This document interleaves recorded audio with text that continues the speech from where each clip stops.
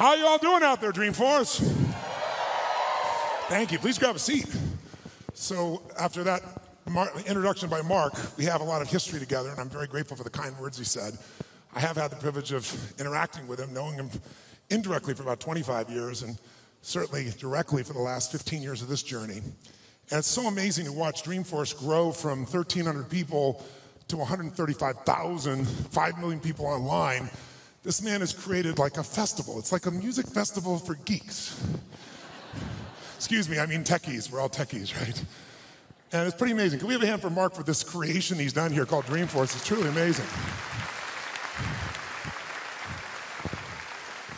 And what touches me most about Mark is his commitment to really find a way to add value. We all know in this room, there's only one way you succeed long term. Anybody can get lucky, do something for a period of time. But real success in any measure whatsoever comes when you do more for others than anybody else. There's no other way to do it. You find a way to add more what? Value. And if we find the way to add more value, we can be superior in the marketplace, but we can also be superior in our own lives. We can enjoy our lives at a different level. We can have a different set of pride that isn't fake. It's not ego. Ego is when you try to make it better than it is, and you know the truth is it's not. But when you really are in a position, when you're in a position where you own what you're about and you know what you're here to deliver, and you deliver it on a significant scale, then you have an opportunity to really experience not only success but fulfillment. And this conference has gotten bigger and bigger, not only in its size, but also in its impact. And so I'm really privileged to be back with you here. And I know you're working to raise 1 million meals, and I'm very, very into hunger, to say the least, primarily because I was so hungry at a stage of my life.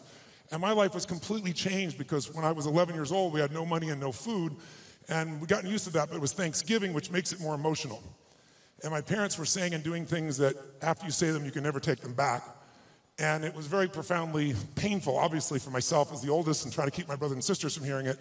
But it profoundly changed me because that day, something changed my life, and it was somebody simply coming and delivering food. And it wasn't the person, wasn't giving it, it was a delivery guy. And it wasn't a happy moment for my father. It was interesting. My mom and dad are yelling at each other. My mom's saying things to my father, "You haven't taken care of us." Pretty painful moment. And the door happens, and I go to open the door, and there's this tall guy standing there with these big bags of food, and on the ground beside him he had this pan with an uncooked turkey. And he said, "Is your father here?" And I said, "Just one moment." And I sprinted to get my dad, thinking this was going to be the most euphoric moment you could possibly imagine. Like God had come by and surprised us, somebody cared about us, whatever you wanted to frame it. And my father came to the front door begrudgingly, and when he saw the man, he got very angry. And he said, "We don't take charity," and he went to slam the door. And the man was a very tall guy, and he put his arm or shoulder against it. It kind of bounced off of him. And he said, "Sir, this is not charity. Everybody has tough times. And somebody knows you're in need, and they want you to have a beautiful Thanksgiving. Please accept this gift." And my father got even more intense and started saying, "I don't accept charity." And this time the man put his foot there and it bounced off of it. And then he said something to my father that I thought my father would hit him. He looked at my father and said, he looked at me in the background and said, "Don't let your family suffer because of your ego." It was intense words to say. My father didn't know what to do. He grabbed the food, he slammed it down and slammed the door. And I tell you the story because everything in our life is controlled by 3 decisions. And those 3 decisions I'd like you to look at today because I really want to deliver for you. I didn't come here to do a speech. I love Mark dearly. I really want to serve you, and you all are giving the greatest gift you have, your time. You can get your money back, but you can't get your time back. And so I really want to serve you. And I think one of the most powerful things we could do to serve you is have you become clear of what the controlling force is that's controlling the quality of your life. And you and I both know it's not the amount of money in your pocket. It's not who you know. It's not even what you've been through. It's really the decisions you make moment to moment about a couple of different things. And the 3 decisions I made in that moment that I'd like to pull your attention to just real quick are, in this moment you're making these 3 decisions, by the way. The first one is, what are you going to focus on? In that day, my father focused clearly on the fact that he had not taken care of his family. And whatever you focus on, you're going to feel. In fact, many of us in this room, who's ever focused on something, you were thinking something horrible was going to happen, you experienced the pain of that failure or that challenge in your life, and then it never ever happened. Who's had this experience? Say, "I." And if things aren't bad in your life, you can always think of shit that hasn't even happened yet and feel bad in advance. What many people do. Because whatever you focus on, you'll feel. Write it down. Focus equals feeling, because if you start to take control of your focus, you take control of your life. But that day, he focused on the fact that clearly He had failed his family, and that was the meaning. The second decision you make is, what does it mean? As soon as you look at something, think about something, focus on it, you gotta decide, what does this mean? Is this the beginning or the end? Is this punishment and reward? Is God trying to hurt me or trying to challenge me? Or is this nothing to do with God? I was just being a lazy bastard. Right? The meanings we give to things control our life. If you think it's the end of a relationship, are you gonna behave the same way as you think it's the beginning of a relationship? In the beginning of a relationship, when you're totally in love with someone, what will you do for them? Tell me, what will you do? Oh, come on, guys. What will you do when you're totally in love? Shout out, what will you do? What? What? Make the sound of what it's like when you're totally in love, out of your mind. Just go ahead and make that sound like a primal sound of what that feels like. Just go for it so we get some energy in this room. It's been a long time for some of you, I can see really clearly. Let's try this time. How about totally in love and passionately desiring this person? Like you can't wait to touch them, make love to them, be with them. Make the sound of what that would be like. Go ahead, nice and loud, go ahead. So when you have the meaning that this is the beginning of the relationship and this person's the most incredible thing and you will do what for them? What will you do? Anything. What if you were that way with your client? What if you're that way with your internal customers, called your partners? You go, well, we'd have real sexual problems with HR, that would be the real challenge. But if your commitment was the same, when you're in that place, you do anything in the beginning of a relationship. In the beginning of a relationship, if your partner said, would you take out the trash? What do you say? Take out the trash. Happily. But after about 7 days or 7 weeks or 7 months or 7 years or 70 years, one day someone said, would you take out the trash? You go, what do I look like, your janitor? You go, what happened to our passion? I'll give you a clue. If you want a relationship to last, if you think it's coming to the end, do what you did in the beginning and there won't be an end. Because when you think it's the beginning, you behave differently than the end. The meaning we associate to things controls our entire lives. It's not that your mother or father died that's giving you suffering. Certainly that's painful. It's the meaning you think it shouldn't have happened. And when we take control of the meaning, it's the only thing we can control our lives. We can't control events. And we're living now where technology is happening so rapidly. It's magnificent what it does for our lives. But we all know with that technology, our psychology is not developing as rapidly. And as a result, the world's changing. And there are a lot of us that have learned to engage with technology and use it to maximize, most people in this room. But there's lots of people who use technology to disengage, to be harmful to themselves and to other people. It's not a one-way street. So I'm interested in how to maximize the psychology side. That's why I'm sharing this with you, so you can increase both your leadership skill, but who do you have to lead first to be effective, my friends? Who? Yourself. And so good to see. What's controlling you? Well, what I'm focusing on is controlling me. You can focus on something and make yourself crazy. You can focus on something and make yourself great. In this moment, you could be worried about Ebola, because we all know it's coming. People are freaked out all over the world. 36,000 people die a year of flu, and the whole world is focused on Ebola. Because the news is not designed to inform you, it is designed to startle you. Because that's how you sell things. So if you let someone else take control of your focus, your life will be in someone else's hands. So first decision is what you're gonna focus, second meaning. My father that day focused on he hadn't taken care of his family, and the meaning was, I know what it was because he said it out loud, then I'm worthless. Now when you come up with a meaning, it produces an emotion. And if you and I wanna look at the quality of our life, there's only a way to define it. One way really, that's real. How do you feel every day? If every day of your life you got $1 billion and every day you feel guilty, or angry. By the way, nothing worse than an angry rich man or woman, isn't there? You just want to slap them, don't you? How do you have the right to be angry? But they find a way. But if you got $1 billion and you're angry and you're pissed off and you're guilty all the time, what is the quality of your life? Angry, pissed off, and guilty. If you have nothing, I live in Fiji a portion of the time. I have a home there and a resort there and kind of 2 families of villages there that I interact with the last 25 years. And when you go to Fiji and you walk down the street or you drive by, people jump up and they yell, "Bula, bula, bula," which means welcome, be happy, we love you. And you drive by 5 minutes later and they jump up, "Bula, bula, bula." And you're going like, what drugs are they taking? No one's paying them. But they're so happy. They're in such a different state. They've learned to focus on something else and come up with a different meaning for life. But if the meaning is it's the end, if the meaning is that you're dissing me, if the meaning is you don't care, whatever meaning we come up with, that affects the third decision, which is what am I going to do? And what people do is based on the meaning, because the meaning creates emotion. right? You can be miserable no matter what you have, and you can be euphoric having nothing. We all know it's true. In fact, is it possible to learn to for example, all hell could be breaking loose around you, and you could just be sitting in a chair in this centered space, all hell breaking loose, and you could still feel great? Is that possible? Yes or no? Yes or no? Sure, but you and I live in a Western culture. Well, if you sit and bliss out, people come and take your furniture. So we have to be good at not only controlling the internal world, but our external world. And that's shaped by what we do. And what people do is based on their emotions and also their role models. So I thank you, Mark, and I thank all of you that are role models for people, where you show people that success does not mean taking, that success can mean truly growing and giving. That money, resources, and opportunity are things to be shared. They're things that are tools for a quality of life that you're able to enhance for people and for yourself and your family. Pretty beautiful thing. My father that day decided what to do was, if I failed and I've been worthless to my family, I must leave. And he did. And to me, it was the worst day of my life. I'll never forget it. I loved him more than anything. I had 4 fathers. He's the one I finally got attached to. I was like, Mom, I'm confused. But then finally, years later, I got the benefit of it, because out of all those experiences and all that pain, that day I made 3 different decisions. First decision is I just decided to focus on something different than him, and that's the power we have. We get to decide what to focus on, and my decision number 1 is I want to focus on the fact there's food. What a concept. Pretty cool. But the most powerful thing to change my life was meaning. I said, what does this mean? Because my father had always said, my mother had always said, nobody gives a shit. Nobody cares. Don't care about anybody, they don't care about you. And that day I had physical evidence. Those you bringing food, I want you to know that's not just food. That's called love for someone.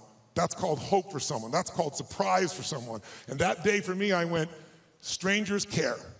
And so I started caring about strangers. And I decided someday I'm gonna do the same. So when I was 17, I've had 2 families. It was like one of the most incredible experiences of my life. I went to the grocery store, I was all excited, saved up all my money, went to the manager and said, I want to feed 2 families, this is what I'm doing, it's not for me, give me a discount.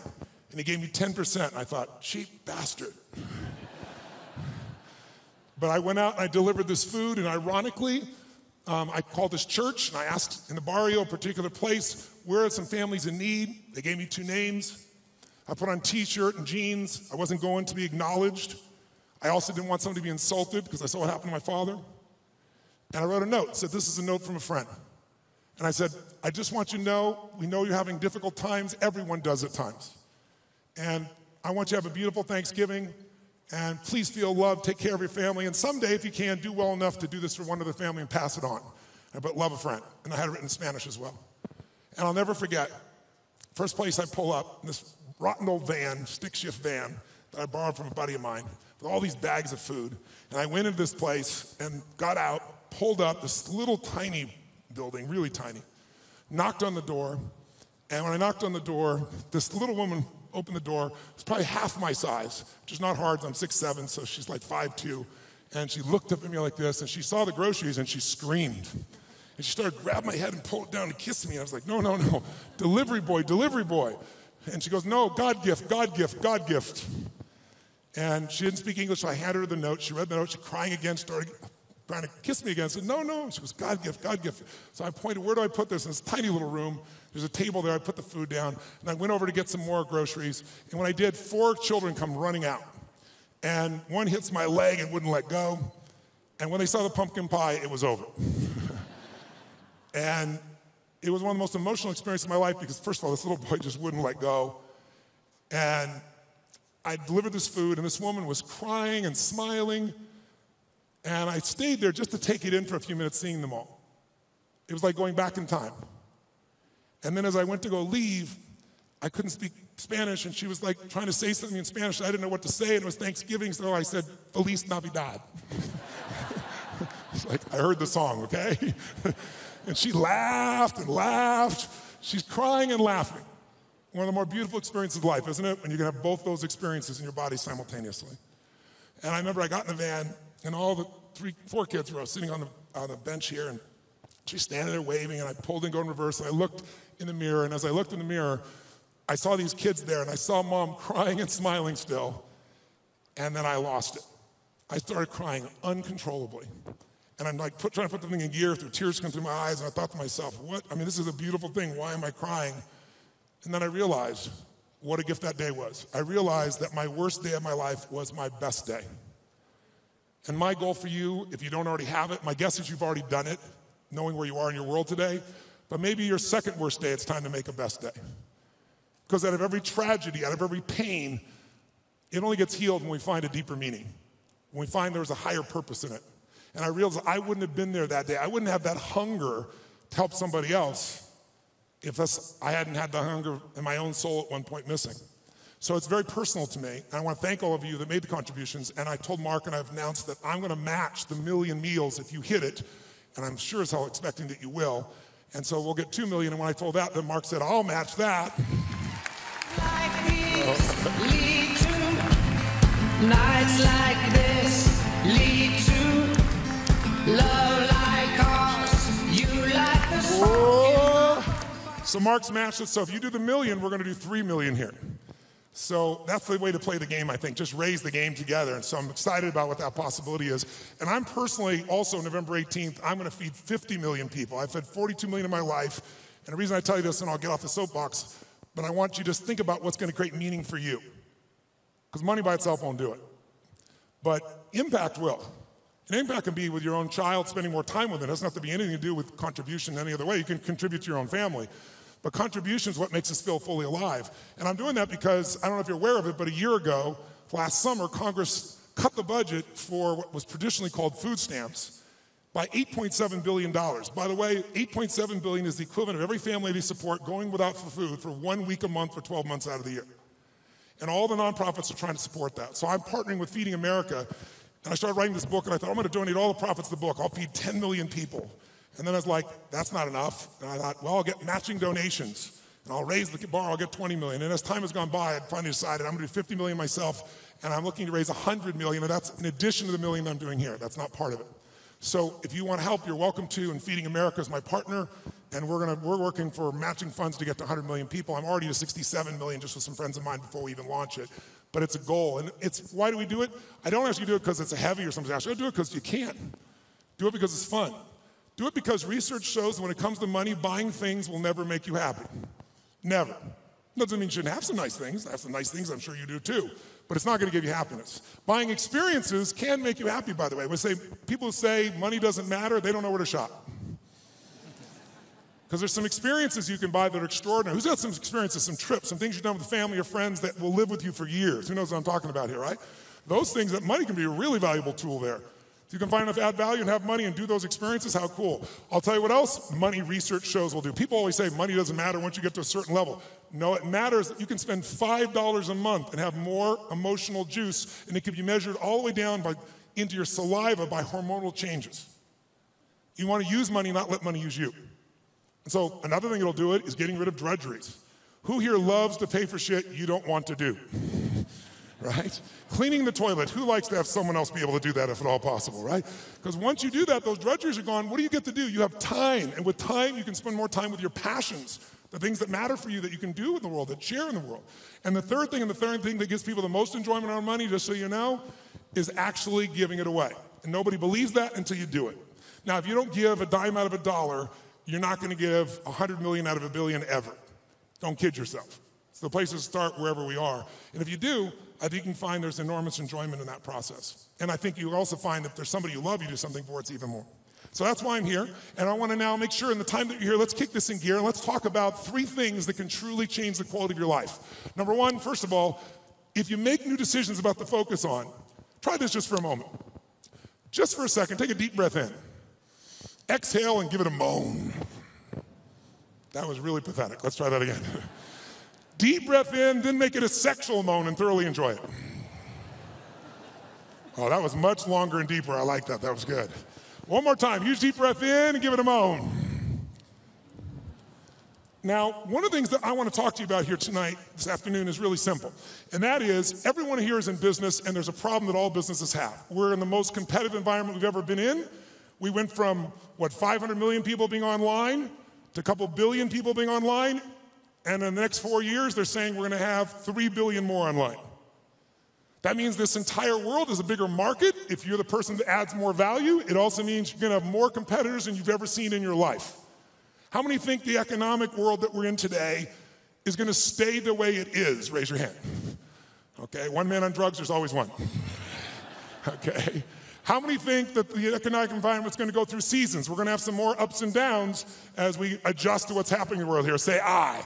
Well, then if we know that, our goal, you and I as leaders, should be to anticipate that. In fact, everyone in this room is a leader of something, whether you're the leader of the company or whether you're a leader of a department or whether you're a parent or hopefully you're a leader and not a follower.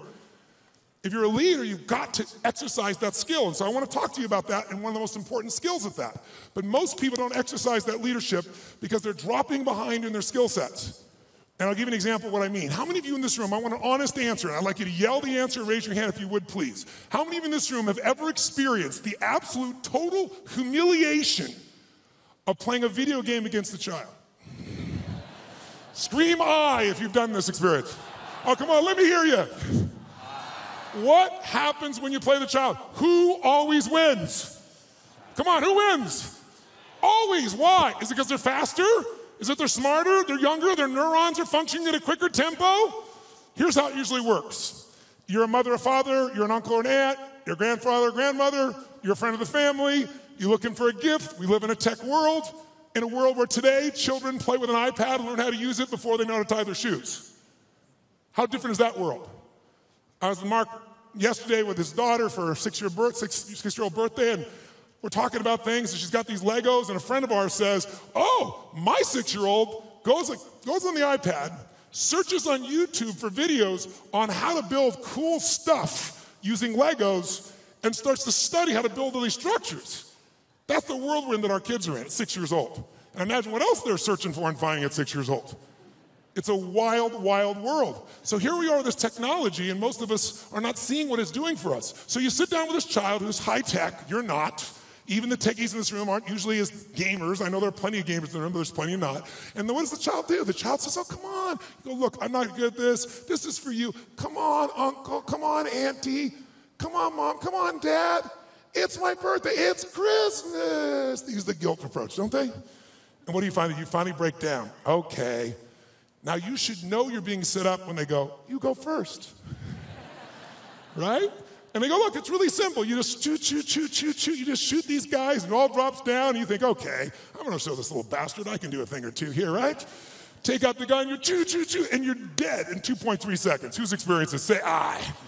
Now what happens to the child? And about 45 minutes later, you get your second turn. Am I right? And then you're really pissed. You're dedicated. You're devoted. You're focused. You're going to take this thing out. You last 4 seconds and you're dead. Out of the side of the head. The kid. 45 minutes again. Who's had this experience? Say I. Why does the child always win? Is it because they're faster? Is it because they're smarter? Is it because they're stronger? No, it's because they played this game before. As a result, they have the secret to success. They know the road ahead. And if you know the road ahead, you have an incredible power called anticipation. Anticipation is the ultimate advantage. See, winners, leaders anticipate, losers react. The reason you get beat is you don't know where things are happening, so you're reacting. Reaction is always stressful. And yet so much of our life is predictable if we just were to study it, not be caught up in our day-to-day. It's predictable the challenges you're going to have in your relationships, or with your kids, or with your body, or with your job, or with your economics, or with your mother-in-law or father-in-law. These are predictable. And if you were to anticipate these things and put a strategy in place, you could take it all out and have the quality of life that you deserve. In business, it's everything. Those that anticipate, those that lead, and then there's those that follow. The followers are the reactionaries.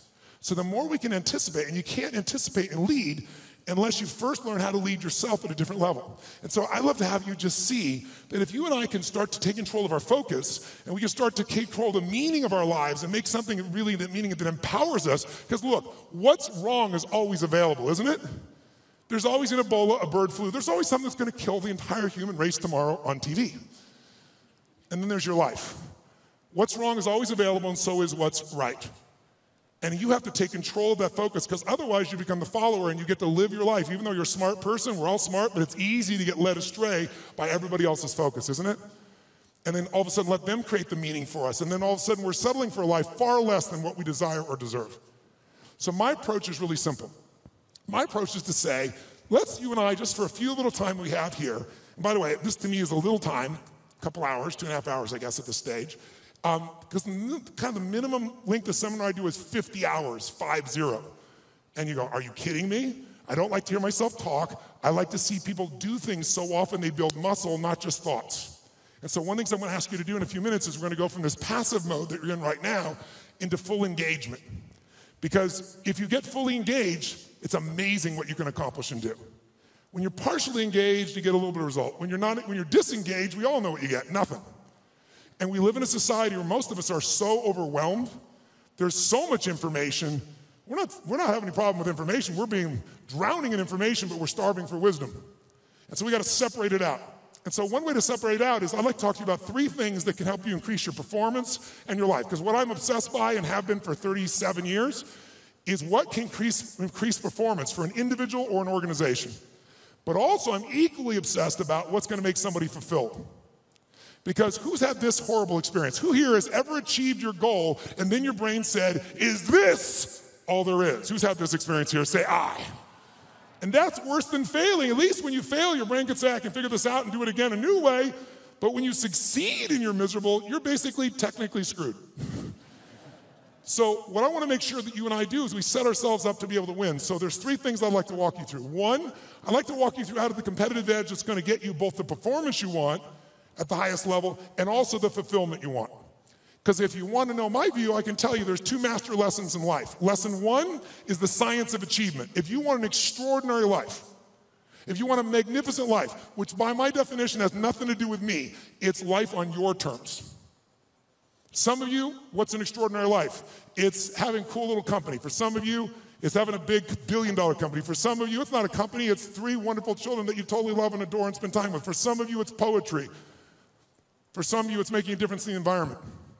It's different for all of us. It's life on your terms. But if you're going to have an extraordinary life, you need to master, number 1, the science of achievement, which most of you are damn good at or you wouldn't be in this room, right? You know how to go from where you are, have a vision, make it real. Speeding that up, that's my business. And when Mark talked about it, he actually showed me the other day, we were together a couple days ago, and he showed me the very first day he did his V2 Mom, which is really a simple way of saying, what do you really want? What's your vision? And your values is, why do you want it? And walking through the obstacles and the solutions and strategies to get where you want to go. And he showed me on the back of an American Express bill where they designed on the very first day Salesforce. And there you see that day where he engaged. He engaged in his vision instead of settling for a life that someone else had designed. He had a great life, extraordinary life. Top guy at Oracle, working for one of the most brilliant people on the face of the earth. Can you imagine how hard it would be to leave there and start something from scratch? But he had something larger that he wanted. So how do you do that? How do you get yourself there? You got to understand the science of achievement. But I know so many people I get the call from, most successful in the world, business person, politician, leader of some sort, economic leader, financial trader, and they call me up and they want me to change something in their business, but I know what they really want. They really want to find fulfillment still. Because success without fulfillment is the ultimate failure. Who's with me on this? Right? You make everybody else feel great. I mean, it's a horrible example. I hate it. But we all know an extraordinary spirit that took his own life just recently probably lit up more human beings than almost anybody alive when it comes to humor and joy. He made everybody else feel happy but himself. It's sad. You don't want that to be you. If there's any gift he can give besides his joy, is the evidence of what you don't want to move towards. Nobody in this room is going to move towards that, but we do it at a little level. We die a little bit along the way by giving up what we really desire and believe in. And my goal is to make sure to see if we can wake that up. So, and by the way, fulfillment is as unique as there are people. Achievement, there's laws, right? You do this, money, there are laws. Your body, there's laws. We all have biochemical, special, unique identities, but there's certain fundamentals. If you do them in mass, you're going to be overweight. If you do them differently, you're going to be fit and strong. Same thing with money. But fulfillment is as unique as art. Art is what one person thinks is beautiful, somebody else can think is ugly, and that's perfectly fine. Have you ever gone to an art museum and you see this big red square and they go, $10 million, you go, you gotta be kidding me. $10 million for that freaking square? I'll draw you a square. But someone else, no, look at the texture, the taste, the flavor. I can taste the paint from here.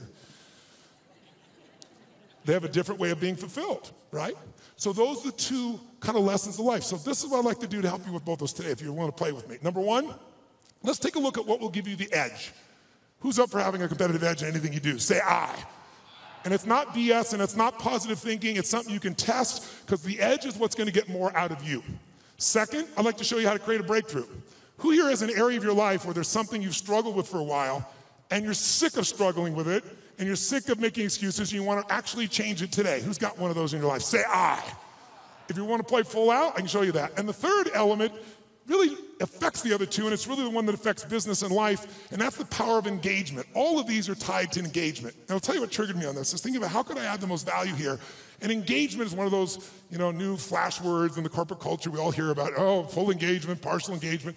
But it's really true. Engagement plays such a huge role, and some of the studies that are out right now are mind-boggling. Have you seen the recent studies that they've done? 142 countries asking workers around the world, how would you describe yourself? Fully engaged, partially engaged, disengaged, aggressively disengaged. And guess what they found out? Throw it up there. Around the world, in 142 countries, they found out that 13% of employees worldwide said they were actually engaged in their work. Now, for us in this room, you'd say that's absurd, there's something wrong with the survey. Well, you'd be right. In a room like this, it's full engagement, or at least a lot fuller engagement. America has the highest engagement of any country in the world, it's 29%, which sounds so much better when you're 13. So which would you rather have, a punch in the face or a kick in the stomach? But let's flip that around and say, what does that really mean? It means 71% of people are disengaged at work in the richest, most powerful, most influential country in the world. It's mind-boggling. Now, if it was only one study, you'd say, it was a partial, but you can see study after study coming up with similar numbers, slightly off, but pretty much the same ratios. Now, here's what's really interesting. Of those 71%, there's a group in there, about 24% of them, that are actively disengaged. You know what that means? That means they hate what they do, and they hate you. Now, this is pretty important, isn't it? They hate what they do, they hate you, and they will actively work to disempower the organization. Who has ever bumped into one of these humans? Raise your hand, say I. Okay, so when you bump into these humans, it's not usually a pleasant experience, and we all know they're out there. And by the way, how much damage can they do in a world that has, social media everywhere where good news travels fast and bad news travels faster, and people don't care what the truth is afterwards. It's a cool story, it makes it go. So this is an area that if you're going to change your business, you got to make a difference. So here's what I'm looking at. What makes the difference in people? What makes the difference in an organization? And I would submit to you that it isn't getting a head start. You can find individuals who you give everything to. You can love on them, give them a great education, they get a great economic background, and can spend the rest of their life going in and out of rehab. Who's seen this before, knows what I'm talking about? Say I. On the other hand, you see people that life's kicked in the face, somebody's been abused mentally, emotionally, physically, you name it, and they become the Oprahs of the world. So it's certainly not, advantage does not come because you were given something. And by the way, in business, advantage doesn't come because you have most resources. Companies with most resources don't win. The most resourceful companies win. The most resourceful companies are the ones where employees are the most engaged. And it's statistically proven. You look around and you say, who had the lead? Well, before YouTube, there was Vimeo. They had a year jump. Pretty much the same technology, just didn't engage as many people. Before Google, there was, what happened, Yahoo? If you're out there, what the hell happened to you people? Right? Before Facebook, there was, what happened to MySpace? Facebook was more engaging. Engagement is really the new factor. Being able to be fully engaged. And by the way, in your intimate relationship, how important is engagement? Some guys go, very important, I want to put it off as long as I can. No, I don't mean that.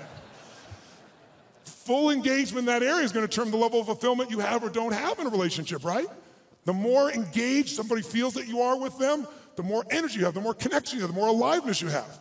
So part of what I'd like to experiment with here is discover what creates engagement for real with you, what creates disengagement, because these are huge factors. Because if you understand what they are, your level of performance, your level of results, your level of leadership, your level of joy will change very, very radically. Who's with me that engagement is not just a term, but something that can make a difference in your body? Let me see a show of hands. Say I. Now, I'm asking for your hand raised for some engagement. Because here's what research shows. If you listen to me passively as I'm talking here, guess what? Within a month, if you just listen, sit passively, which most of you are doing, and there's nothing wrong with this, what you've been doing your whole life, what you've been taught to do, you'll remember about 10% of what I say 2 months from now, which basically means you wasted your time today and I wasted mine. 10%. How many came here because you want to learn something, do something, change something, make something stronger or better? Say I. If that's true, then if all you do is take notes, which I don't see anyone barely doing, oh, thank you very much, a few of you. I stand corrected. Then nudge the people on either side. What's wrong with you, bitch? Come on, where's the notes? Right? Because I don't know anybody who's got that great a memory. In my entire life, I've kept journals. Because here's what I learned early on. Writing it down, if I never look back and read it again, the physical act of writing it down drives the groove deeper. Repetition is the mother of skill. You look at anyone who's masterful, why are they masterful? Why can LeBron James do what he can do? Because he's done it a few million times, right? You know, Kobe will go out and make 300 shots before he will leave that floor every day. 300 shots. The same freaking activity. Most people in the tech world, oh, I heard that story, I know that thing, oh yeah. If you're not doing it, you don't know shit. You understand. And understanding in $3 will almost get you a Starbucks. If you're gonna master something, you need to get the repetition where you get it in your body and you bring emotion to it, and enough motion, enough repetition, it gets in your body, and now it becomes physical mastery where you don't think about it and you just do it. Mastery is tying your shoes.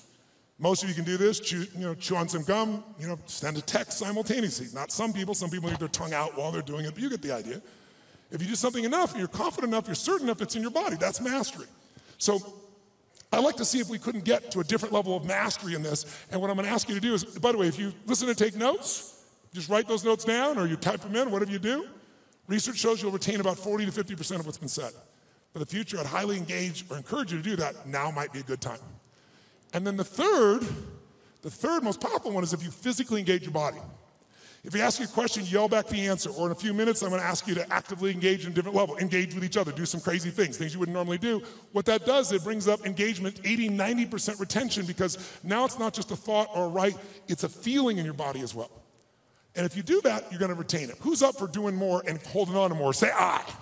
Then to do that, I'm gonna ask a couple things. One is if I ask you a question, please yell out the answer. You're already doing that, you're being very kind, but don't be kind anymore.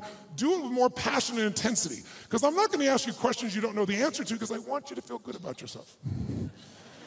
But if you yell out the answer, you'll activate your body's nervous system. Make sense? And the more you activate, the more energy you'll have. We live in a passive society, and if we're gonna engage, by the way, the companies that engage, the companies that have records of 24 at the top 25% in the country, highest levels of engagement of employees, companies like Google, companies like Salesforce, companies like Apple, companies like Facebook. And by the way, guess what all the research shows? 22% more profitability, almost one for one. For every percentage of increased engagement, you almost get an increase of profitability. But I would argue you get that in your personal life as well. The more engaged you are, the more the other person will become engaged. You want to get somebody engaged? You get engaged. Think about it. Everyone in this room is a leader. What's our job to do as a leader? Our job is maximize resources, right? How do we take whatever resource and get more out of it? Ourselves, other people, our economics, our business, our technology. That's the job of a leader. But you can't maximize resources if you don't have full engagement. So I'd like to see if we could increase that. And so one simple way of doing that, increasing that engagement, is to start with us. Because by the way, are you going to engage other people if you're not engaged? Yes or no? Yes or no? Are you going to be able to touch other people if you're not touched? Are you going to move other people if you're not moved? And so, by the way, here's the problem. How many of you wake up, you have certain days you wake up and you think to yourself, today, I don't want to talk to any people. Who in this room has days like this where you don't want to talk to anybody here? Say I. Oh, come on, say it with some energy, I. But as a professional, you got to do that most times. And if you fake it, do people feel it? So I want to show you some ways to change it. But here's the reward of engagement. If you can become a person, engage others, you will now become an extraordinary leader, not a mediocre or good one. As far as I'm concerned, good is the enemy of great, as corny as it sounds. So think about it. I'll give you an example of this book that I did. I did this book because back in 2008, I felt like I was back in my childhood. Everybody around me was suffering. And I hate suffering. Most of the skills I developed is because I want to take somebody else suffering and take them to a place where they have joy and aliveness and health and vitality and abundance or whatever I can do to help. And so I've got the guy that cuts my hair, my barber, is like, his kid can't go to college. He's lost half of what he's got to do. A billionaire client of mine is no longer a billionaire, and he's feeling equally bad, he thinks, but suffering is suffering in somebody's mind, right? And so I thought to myself, something's got to be done. And like most of us, somebody's going to do something. In 2010, when things actually got worse and the system wasn't changed, I started reading everything I could read, started watching everything I could watch, and I watched a documentary called Inside Job. Anybody here see Inside Job? If you didn't see it, was Matt Damon did the documentary on it, and it won the Academy Award. And it actually walked through systematically and showed how the entire world economic experience, our entire economy as a world, was almost destroyed by a few people, and they identified who they were, how they did it, they documented it all, and then they showed what happened to them. And what happened to them, does anybody know? No, not nothing. Nothing would have been a reward compared to what they should have got. They were actually put in charge of the turnaround. And they were given your money and mine. We were taxed so they could put their money back where it belonged. So at the end of this film, depending upon your personality, if you haven't seen it, I should warn you, you'll have one or two reactions. You'll either be very depressed or very pissed. I was on the pissed side. I was so angry, and I thought to myself, nothing's been done. This is insane. And something's got to be done. I thought, everybody says something can be done, but what can I do? And I thought, you know what? I've got access. For 21 years, most people think I'm a happy, bouncing around, positive thinking, screening guy on an infomercial from 20 years ago, but I have continued to grow. Not taller, hopefully. But in all that time, for 21 years, I've coached Paul Tudor Jones, who's one of the top 10 financial traders in the history of the world. He's a man who's made more money than almost anyone on earth, along with George Soros and a few other names you may know. But Paul's really unique in that Paul found himself in a position that in 1987, when the stock market crashed, the largest percentage in a day still to this day, he made 20% when the whole world was losing everything. He made 200% that year for his clients. Just unbelievable. And then it was like the guy that walked on the moon. What do you do if you walk on the moon? You see that, you look at that incredible view of the earth. It's you seeing it, it's not a photograph. You come back to the earth, you shake the president's hand, you have a ticker tape parade. Now what do? And a lot of those astronauts, if you know the story, actually became depressed because they didn't have what I call a compelling future, something to look forward to. So Paul had a little fall back, and I was called in to turn him around. Came in and started studying everybody around him, figured out what it took to do it, and built a strategy to put him back in state.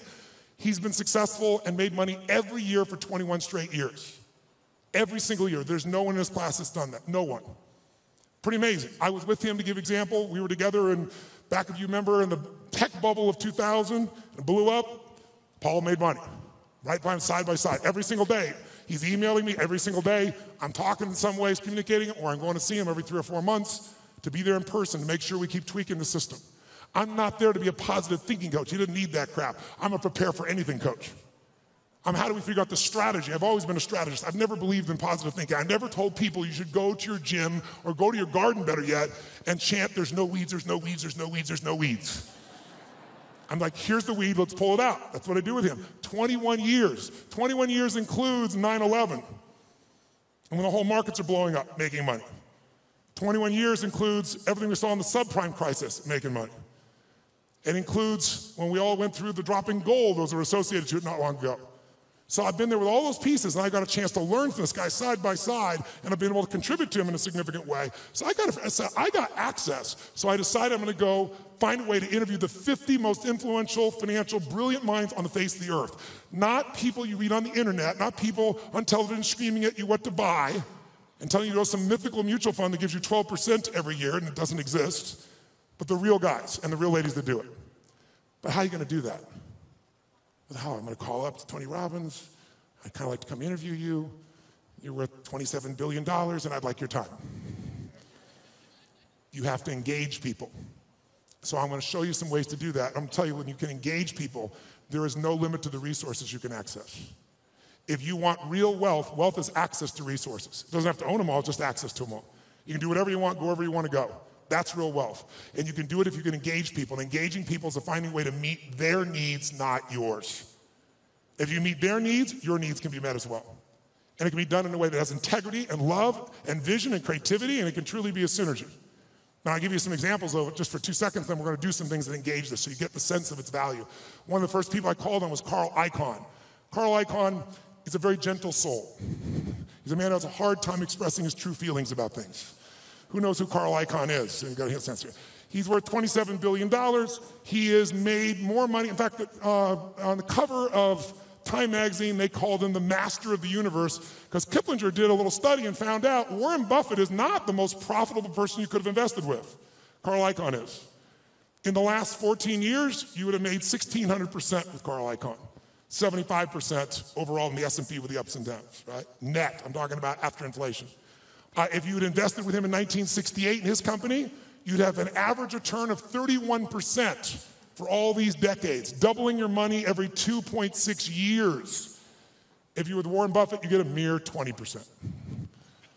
This is an amazing guy. He agrees to the interview. I use every tool I got. I get there, and the first thing he does is he throws out my camera crew. Nope, I don't want this camera crew. I don't want this. I don't want the lights. I don't want this. Like, well, dude, you agreed. I don't care. I changed my mind. Get him the hell out of here. I'm master of the frickin' universe, don't you understand?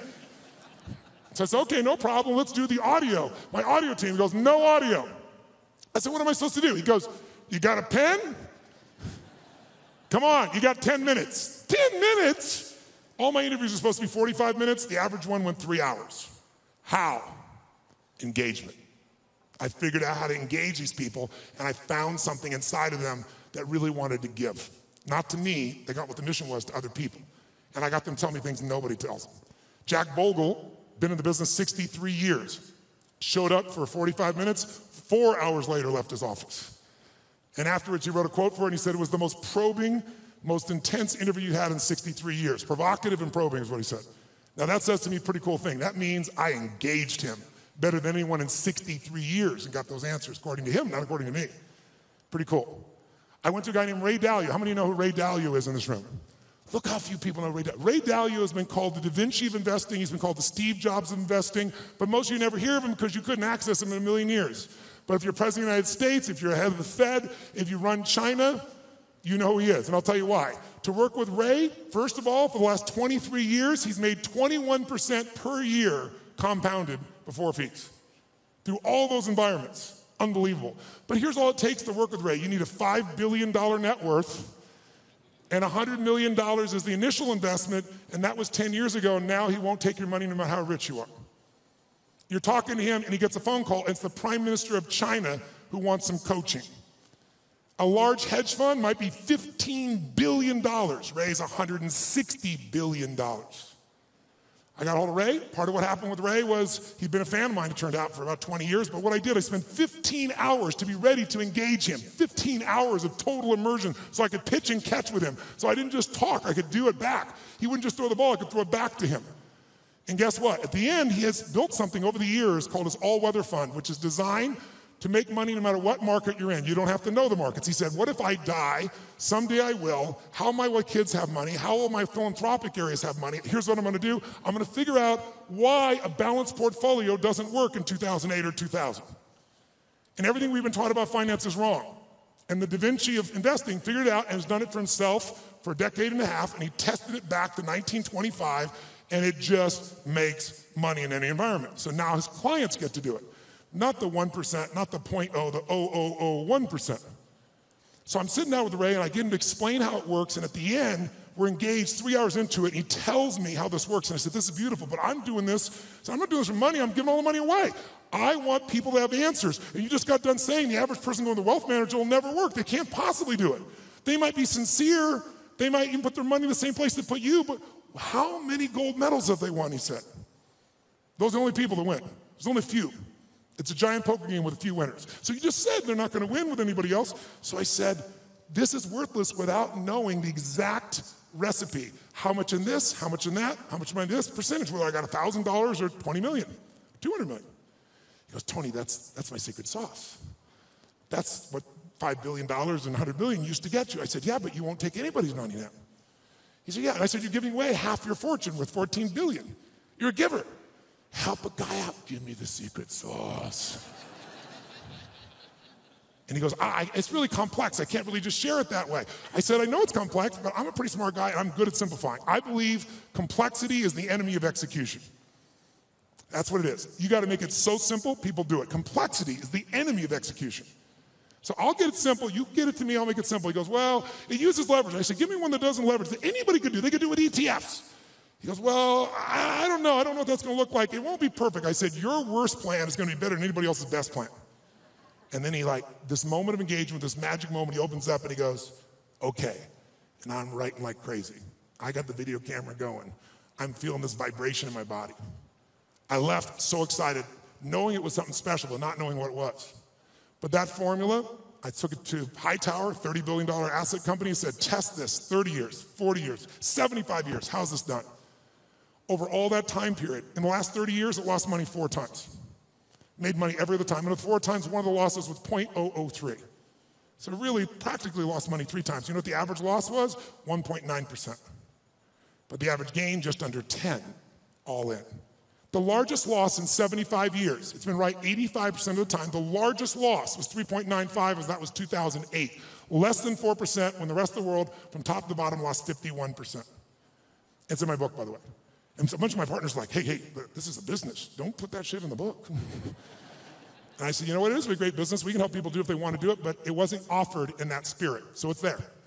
I tell you this because I want you to understand, with engagement, you can get anything. But engagement, I want you to define it, I want you to experience it. And so what's the first thing that allows you to engage somebody? What's the number one thing? Right now, if I said to you, what is it? How many think Mark is a fairly engaging guy without blowing smoke? How many have to say this guy's pretty damn engaging? Say I. What makes him engaging? What makes somebody you find engaging? What makes them engaging to you? What is it about them? Think about it. Say it out loud. What makes somebody engaging? They're positive. What's that? Eye contact makes somebody engaging. She's talking about another level of engagement. I can feel it right now. What else creates somebody engaging? Come on. Smile. What else makes them engaging? Energy. Passion. Talking the truth instead of what you want to hear. Who loves somebody who will tell you the damn truth in the world we do? The world, not even reality television is freaking real anymore, right? Raw and real may not sound good, but it sure feels good because you know it's there. Sincerity, when you feel like somebody, how about caring? When you feel like somebody truly cares about you, does that make it engage more? Right? What makes something disengaging to you? What makes you disengage with someone? Lying, when you can't trust them. Arrogance, when they try to control you. What disengages you? When they come up to hit on you and they're not even committed, you're like the 12th person and you can feel it. When they're insincere, disengages you. What's that? When the communication or the relationship is one-sided, totally disengages you, doesn't it? Inauthenticity. Whereas authentic does engage you, doesn't it? Right? Oh, what's that?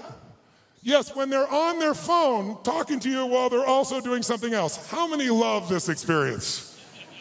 And yet we've made it culturally okay, depending upon what generation you're in. Depends on how your mindset is and where you live in the world, I guess, to some extent. But all the things you said are true.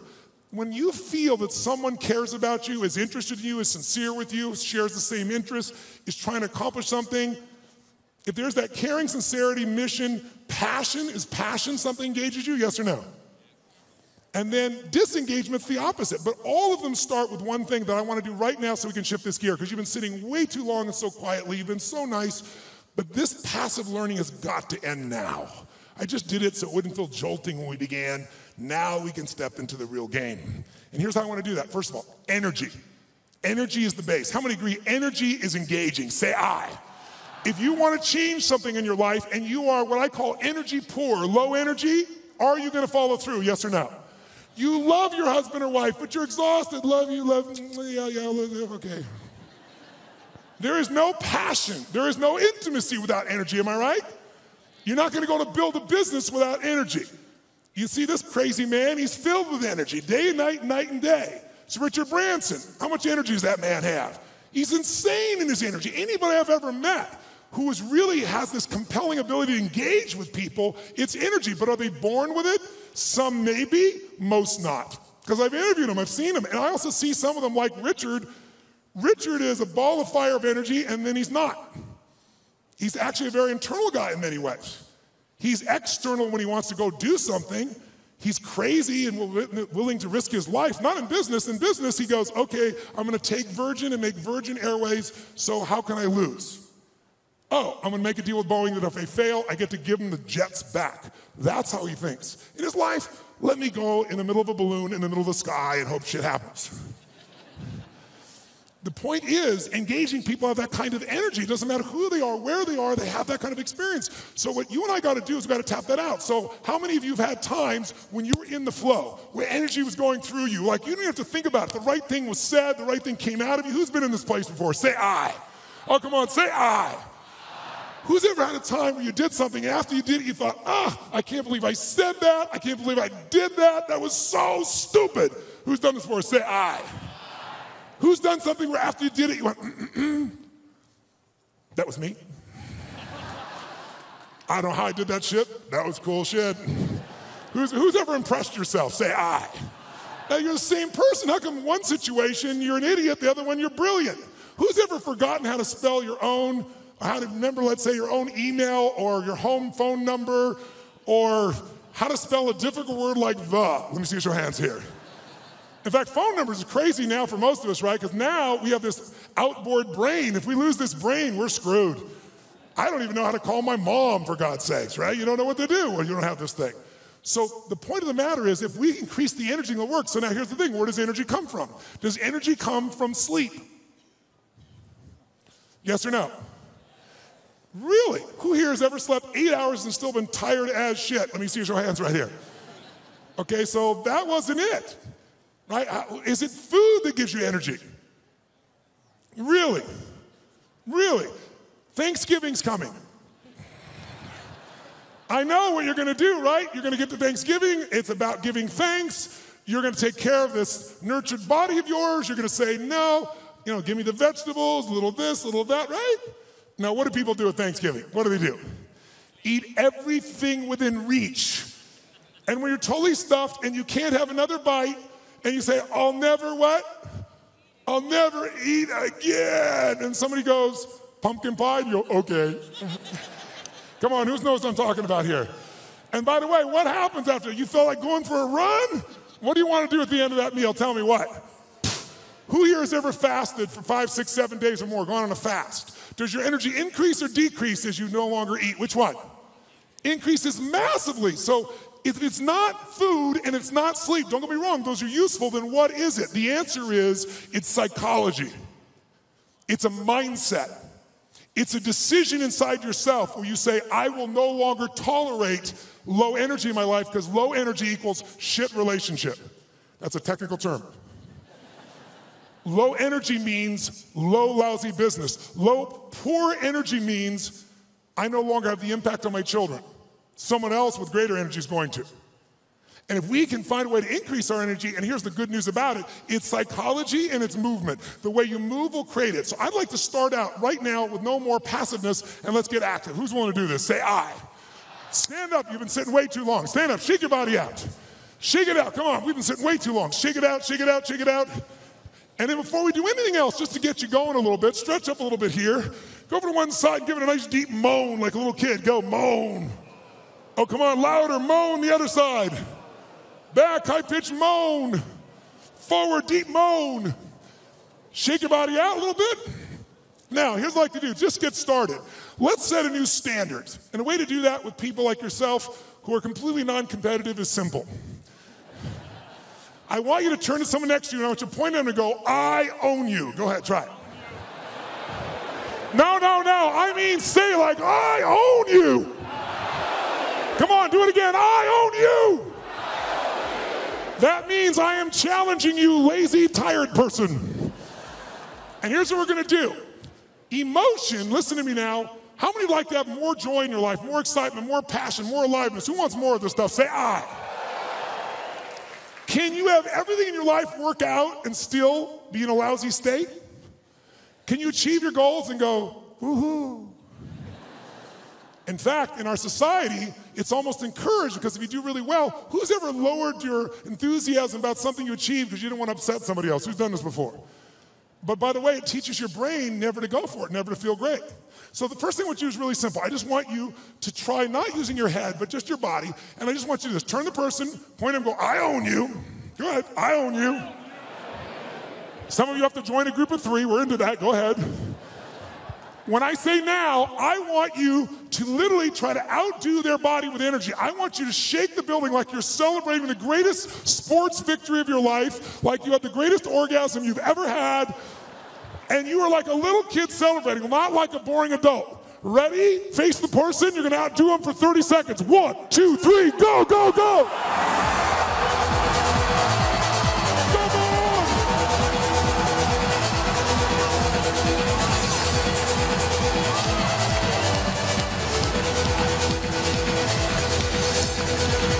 Come on. Come on.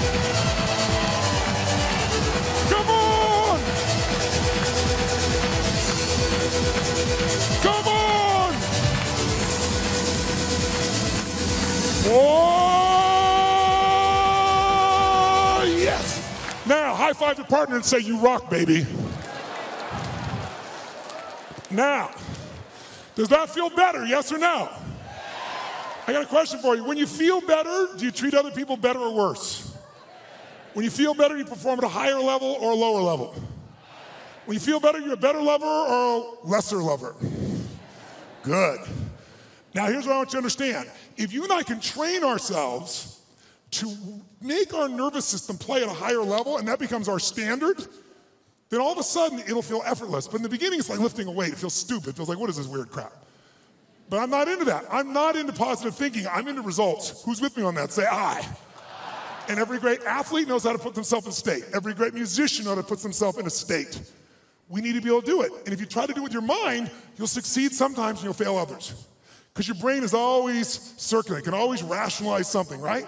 But the body, used effectively, can change it all. So I'd like you to try something real quick. If you're a leader in this room, how many consider yourself a leader in what you do for a living? Let me see your hands. I figured almost everybody. So if you're a leader, that doesn't mean other people follow you, by the way. It just means you live life on your terms.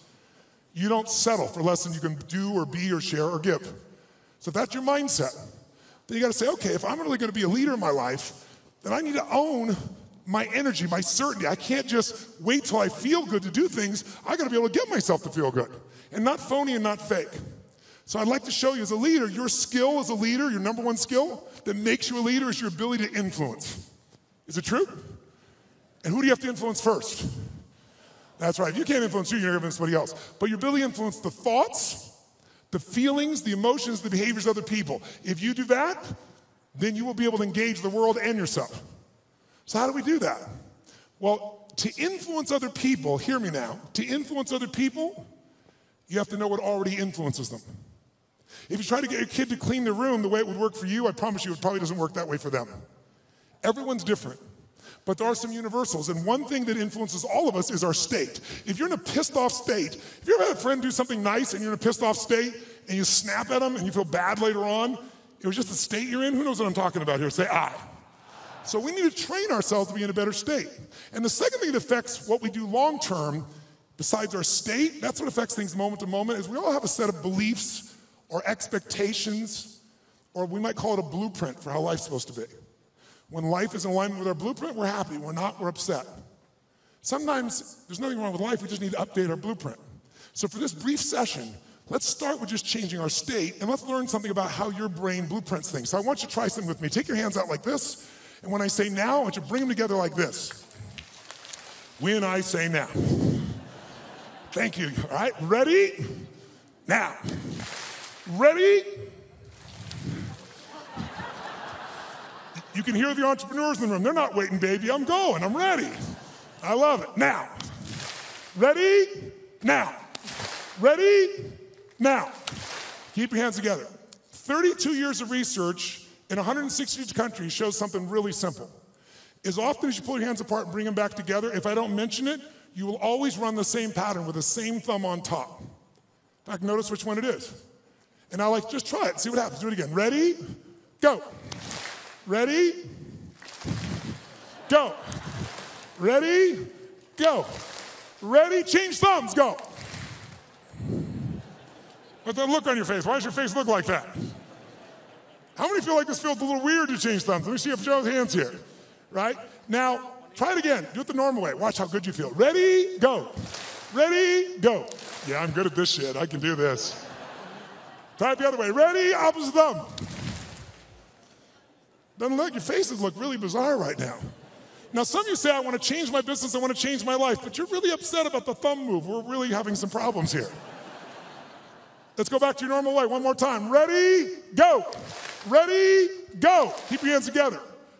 Truly, 32 years of research has found something interesting about the pattern of how you hold your hands when they come together.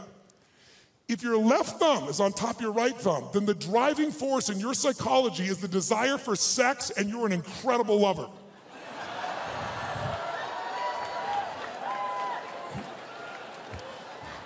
I saw that man change thumbs. I saw you change thumbs. Look at him try to show the one. Oh. However, if your right thumb is on top of your left thumb, then the driving force in your psychology is intelligence, and you will be absolutely financially free in your lifetime. Look at this poor bastard. He's having a thumb fight. Do I want the sex or the money? The sex or the money?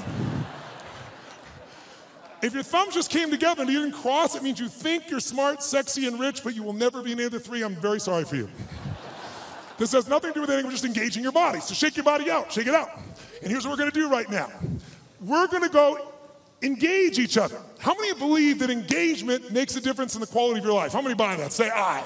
How many think engagement makes a difference in how happy you are? Say aye. If you think engagement will affect your business, say aye. So then why don't you engage? The answer is you do. The question is what level? Right? We all engage. Do you engage at a low level, a deep level? Do you engage the mind? Do you engage your own mind and heart? Other people's mind and heart, or just their head? The people that engage the mind and heart, they have some extraordinary capacity. In fact, I'm going to show you something in a few minutes that I think you'll find very useful. But before we do it, let's just see the ways we can change our engagement. Most of us do this unconsciously. I want you to become aware of how you change your state of engagement. So when I say now, I'm going to ask you to walk around this room and introduce yourself to as many people as you can. I start most seminars this way because I want people to see something inside themselves they don't notice usually. And that is when you go to introduce yourself, though, I want you to do it in a very specific level of engagement. I want you to go up to people where you're really not wanting to engage. You're just doing it because you should and it's polite, but it kind of annoys you. Who knows what I'm talking about here?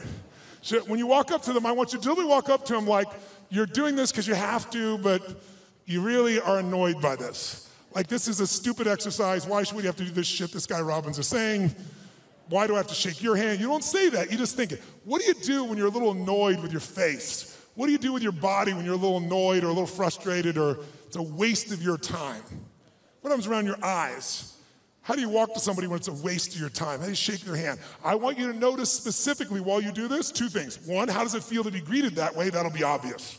But more importantly, what do you have to do to lower your engagement to this level with your body? Because if you become aware of your body, you can change your engagement that fast. I want you to see if I'm annoyed, a little frustrated, and I want you to play like a kid, like you're really doing it. If you're like, you'll go, all right, let's do this stupid exercise. You'll get nothing out of it.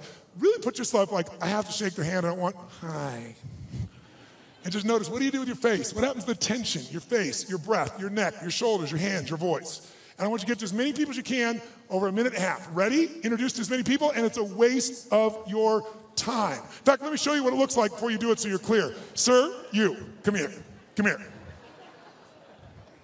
What's your name? What? Louis? Get out of here. Give him a hand. It's Louis, ladies and gentlemen. It's Louis.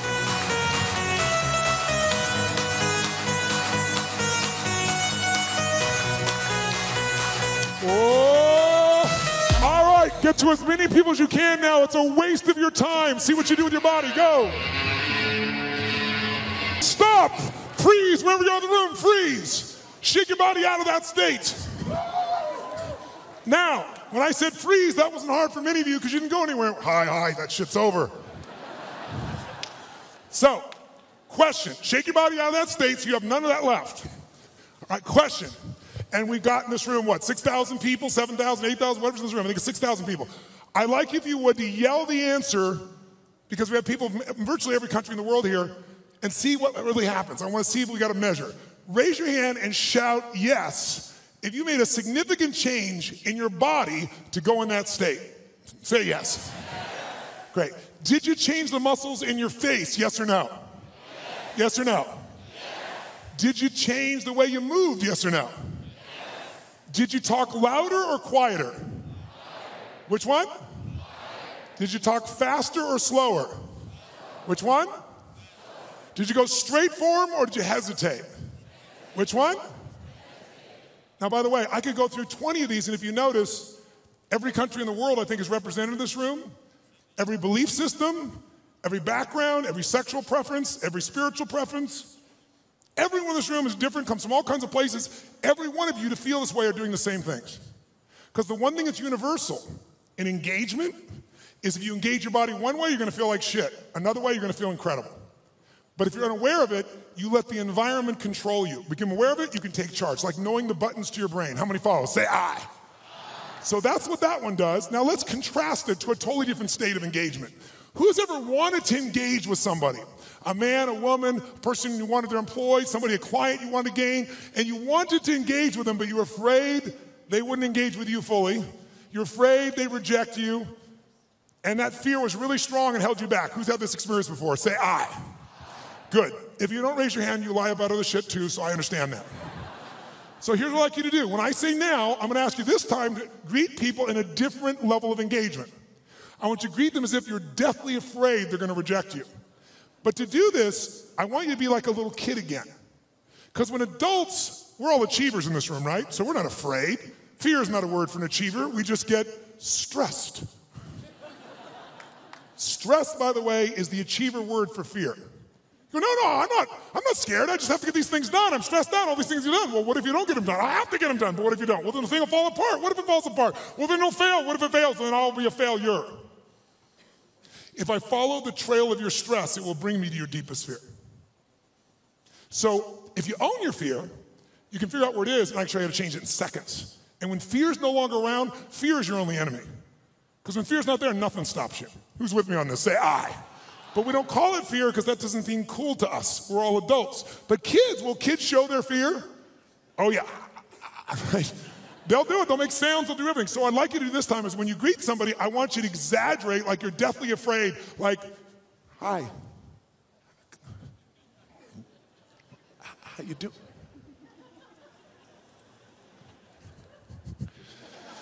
I want you to exaggerate it so you'd see what you're doing on a very subtle level underneath. I'll show you an example. Who's ever watched the Winter Olympics on television and you're in your chair and watching somebody snowboarding or skiing, and as you're watching, feel yourself doing this? Who knows what I'm talking about here? Say I. So I'm going to ask you to exaggerate so you notice it. So please play full out. It's the only way you're going to see what you do, and see what do you do differently with your face, your voice, your body when you're really afraid. And it'll show you contrast. Just for 1 minute. As many people as you can, totally exaggerate. You're deathly afraid. Go. Greet them, greet them, greet them.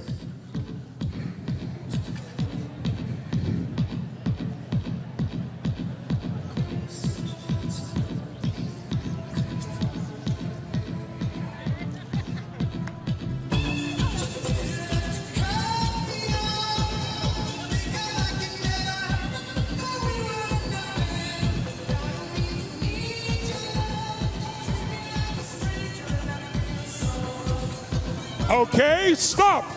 Shake your body out, shake your body out. Now, nice and loud, did you use your body differently to go in this state, yes or no? Yes. Did you use the muscles in your face differently, yes or no, please? Yes. Say it again. Yes. Did you talk louder or quieter than you were annoyed? Which one? Quieter. Faster or even slower? Did you go form faster or hesitate even more? Yes. Was there tension in your body? Where? Yes. Now notice, you're hearing the exact same answer from me. I didn't tell you to do that with your body. I told you to be afraid, but you did the same thing with your body. We're all unique, but you have this gift that our Creator's given us called the nervous system. Use it one way, you'll feel afraid. Use another way, you'll be annoyed. Use another way, you can feel incredible. So let's find that. Shake your body out one more time. Shake it out like a little kid. This time when you go to greet people, though, how many of you in this room own your own business? Let me see your hands. Own your own company. Let me see your hands. How many of you are leaders in a company where you have to lead and influence significant numbers of people? Good. How many of you in this room are parents? Let me see your hands. Good. How many of you in this room have a relationship with a human? With a human. Let me see your hands. Then this shit will work for you. So here's what I want you to do. This time when you go to greet somebody, I want you to do this. I want you to greet them as if, whether or not they like you or not, in the first 3 to 5 seconds of meeting you, is going to determine whether or not they do business with you or not, which is going to determine whether or not your kids eat next week. Okay? By the way, human beings never judge another person in the first 3 to 5 seconds of meeting them, would they? Would they? So and some of you don't have kids, so let's make the game more intense. If they don't like you in the first 3 to 5 seconds of meeting you, then everyone you care about dies like pigs in hell. That's all. That's all it is. Okay? That's how important. Let's see if you use your body differently if everyone you care about's on the line and they gotta like you in the first 3 to 5 seconds. Ready? Go, go, go. Oh, yes. Now, shake your body out. Does that feel better, yes or no? Yes or no? Did you use more of your body or less of your body? More of the muscles in your face or less? More of your voice or less? Did you talk louder or quieter? Faster or slower? Did you hesitate or go straight for them? Did you touch them? Did it feel good? Why? You should have seen who I touched. Why did it feel good? You forgot the lesson already. Because emotion is created by motion. And the more you use of the gifts that you've been given, the more of those gifts you experience. See, this is a gift that most of us don't pay attention to, especially in a world where everything we do is in a box. What do people do? They wake up, have a box breakfast, get in their box car, drive to their box office, type in a box, have a box lunch, drive back home in the box, turn on a box, go to a box and open up and get a cylinder to change their state. Right? It's like, that's crazy, right?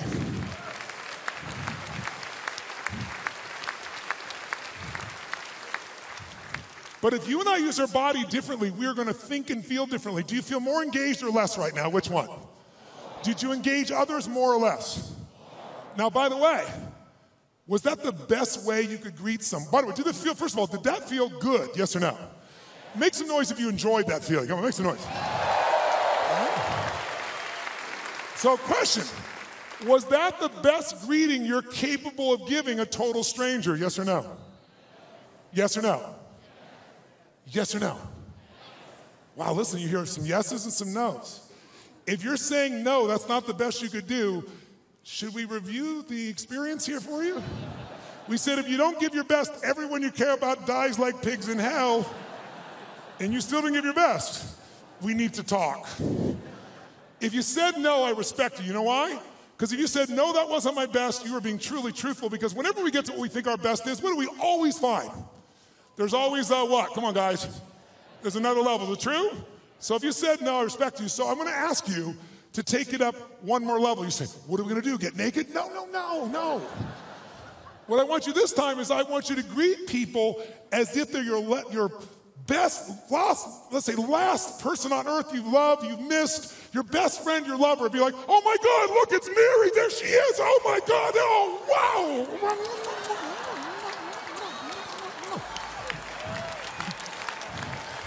I want you to greet people like they're your long-lost lover or best friend. Ready, go, go, go! Let me hear you, come on!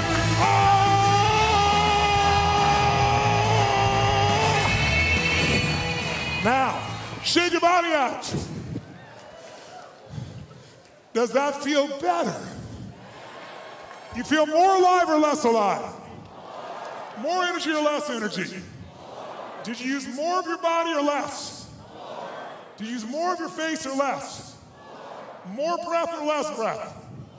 Did you talk louder or quieter? Faster or slower? Did you hesitate or go straight for them? Did you touch them? Did it feel good? Why? Because emotion is created by... Now, the more you use of this, the more you're going to have. By the way, the more you use of this, the more you'll engage other people. We talked about Robin Williams.